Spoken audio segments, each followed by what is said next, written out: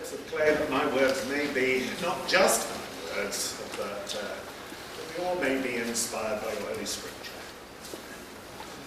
First, I'd like to thank the lovely Carol for helping us out today.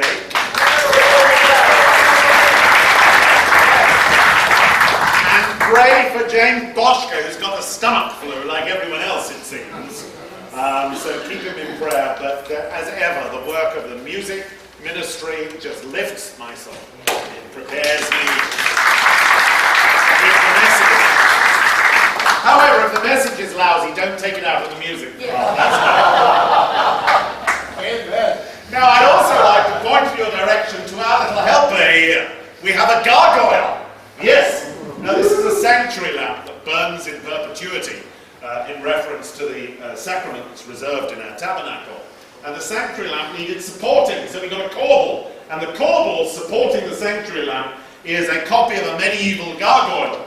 But instead of being one of those horrible, frightful, monstrous gargoyles, it's one of those that represents the ordinary people. And this would come from a cathedral overhang, and the ordinary person is supporting the weight of the cathedral in a reference, a remembrance that ordinary people lift up the church. Amen. That this extraordinary evidence that you see, this edifice that you see, that seems to have been plonked there by magic, was built by the generosity and the labour and the aspirations and the hopes and the faith of ordinary people. So there she is, struggling in perpetuity. However, Deacon Jim says that she looks like William III. I don't think that's true. Although it's quite appropriate. Now, our readings today, I've kept them in their original idiom because they contain so many things which we're used to in biblical translations, that instead of rewriting them to be inclusified, which, you know, I have mixed feelings about, I think it needs preaching each time you do it, to explain that you have actually changed things from Scripture. Otherwise, a generation may come along that believes that the past was not a patriarchy where women were not respected as much as men. When in fact that was the case. It was an oppressive patriarchy. Women have struggled for generations and centuries. And I'm always a little concerned that when we whitewash our Scripture like that, it erases the reality of that struggle from the Scripture. That being said, let's look at that Scripture today and ponder it. Now, we tend to think that we use expressions like living in the past, or they had their head in the clouds, or they're always looking for the future, they were living for what happened next week, as turns of phrase. But of course the reality is that we never do reach the future. It is always ahead of us, and that the past is forever gone. That we exist in the present, always in the present. It never changes. Our existence is perpetually suspended in the present. And of course the reality is that our experience of the present is overwhelmingly positive. All those times in our life which we do anything to avoid, if you divided them up into moments and stretched them across your entire lifespan, they would generally be a tiny minority. So by any reasonable expectation, the present should be somewhere which we enjoy being. The present should be something that we can rejoice in. The present should be something which we can take comfort from. It is usually proven unthreatening, yet we dwell in the past, that we populate with grievances, and a future that we populate with fears. I'm not a believer that human beings can easily change their behaviour. My life experience with myself has proven that that generally doesn't happen. What happens is that I see my life almost like a vehicle that I've been given, and I can tinker with the vehicle, and I can improve my navigation.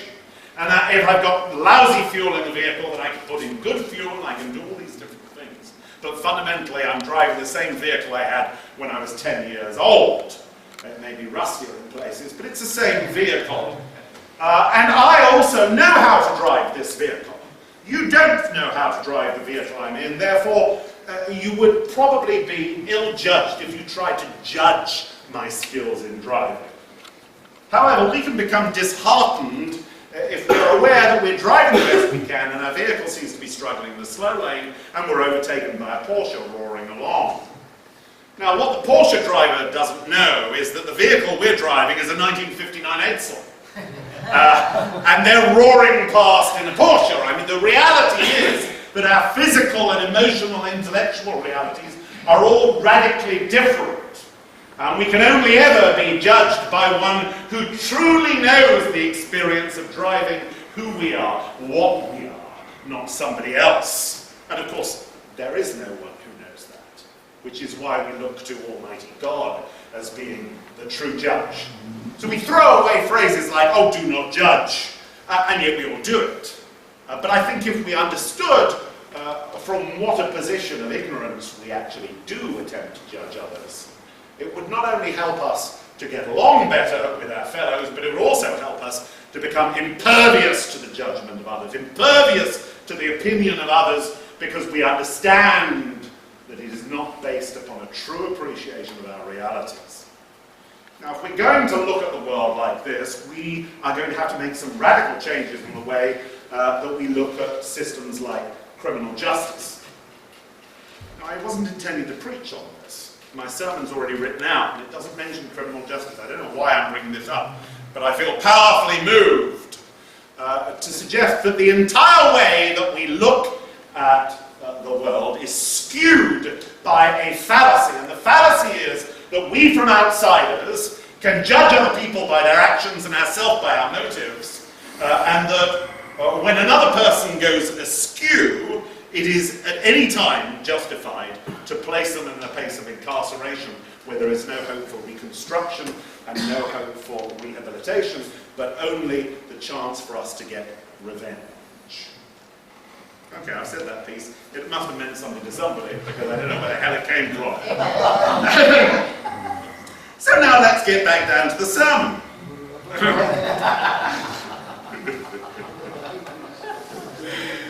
The lilies of the field.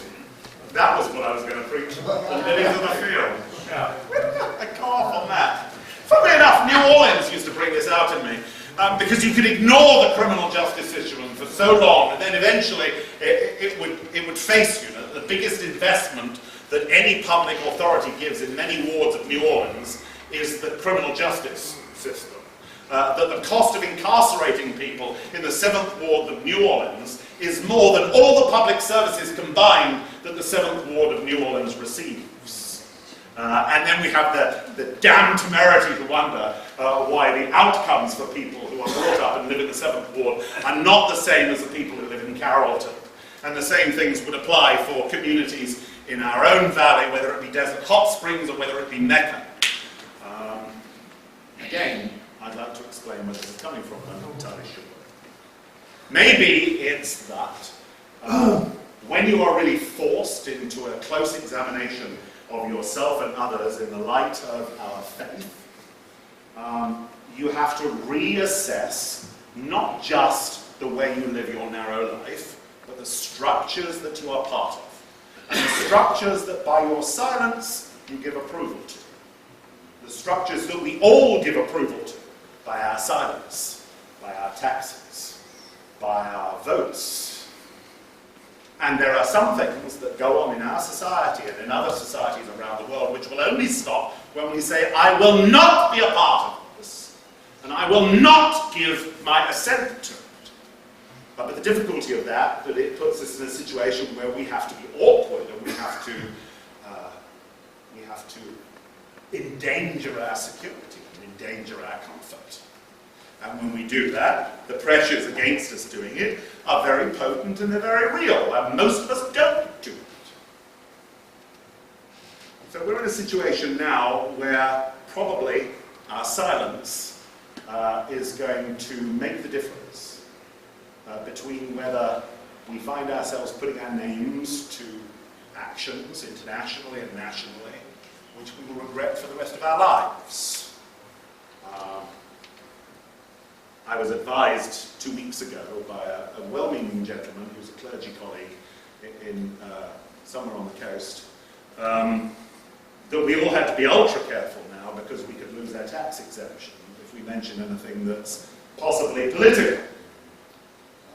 our faith is intrinsically political, because politics is a way that things get changed within our national polity and our international polity. And the way of silencing Christian voices is mammon. You threaten to take away a bit of their money. But if, brothers and sisters, we are going to worry about having to pay tax on our income, or keep our mouths shut about the most appalling injustices that occur every day, right in front of our noses, then I think we should probably cough up. That's right. Amen. Being tax exempt is not worth that cost. I wrote back to him and said, well, the cost may be enormous in keeping quiet. It may be the cost of your immortal soul. I might have been being a little dramatic. I'm just turning the fan on when I'm standing. After effects of the flu, I think, it's getting warm. We are as the lilies of the field. We can easily accept the lilies of the field are authored by Almighty God, and from being the hand of Almighty God. And yet understanding that we are one with the lilies, and with the dung that feeds them, with the water that waters them, and with the dust and ashes that nourish their roots, and with every human being and every other thing that gazes upon their beauty, is much more difficult for us. We find it easier to understand that Almighty God intended and created the blossoms that flourish in the desert after the rain than our very selves. And if we cannot accept that from our very selves, we can't accept it from our brothers and sisters. And if we can't accept it from our brothers and sisters, then the milk of human kindness is shut off and dried up before it even starts. The idea of Christian works are finished before they begin. Unless we accept that we are created by the hand of God as God intended, then we cannot really look beyond that central fact that we doubt the love that God has for us. And if we cannot love ourselves as loved by God, then loving another will be impossible. Charity and forgiveness must begin at home. And charity and forgiveness must begin with ourselves, because forgiving ourselves is the first step to being able to extend it to anyone else. Self-awareness and self-knowledge is the root of compassion. In just over a week, we approach Ash Wednesday, where we impose the ashes of last year's palm crosses and say, remember, O man, remember, O woman, that thou art dust, and to dust thou shalt return. In the ashes, we find a direct reminder of human frailness, because remember that those palm crosses that are burned are a reminder of the palms that were used in Jerusalem on Palm Sunday, with the enthusiasm and the joy of the crowd as they laid down those palms before Jesus as he entered triumphantly into Jerusalem. And just about a week later, they crucified him.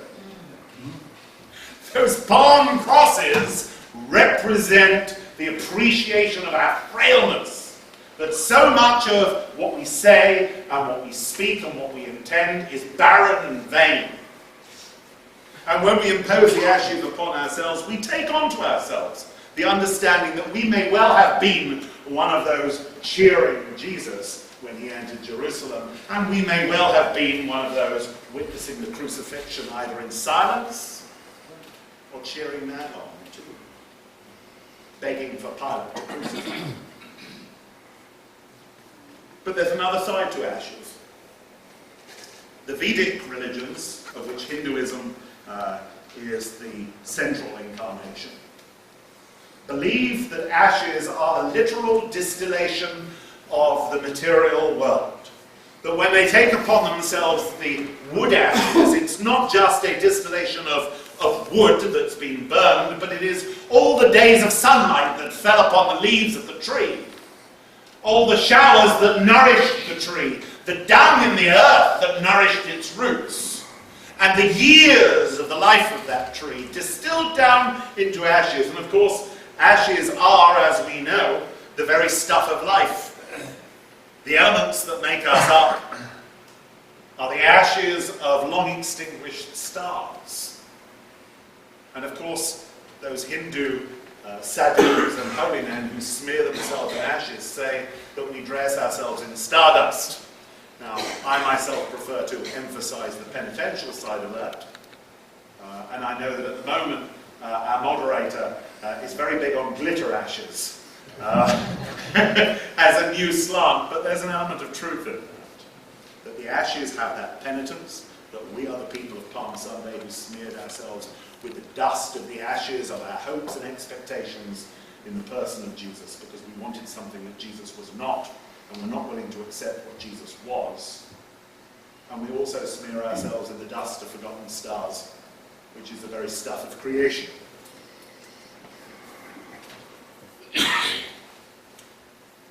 So we now have 60 days or so before Easter. Next week will be Candlewood Chapel, which means 50 days.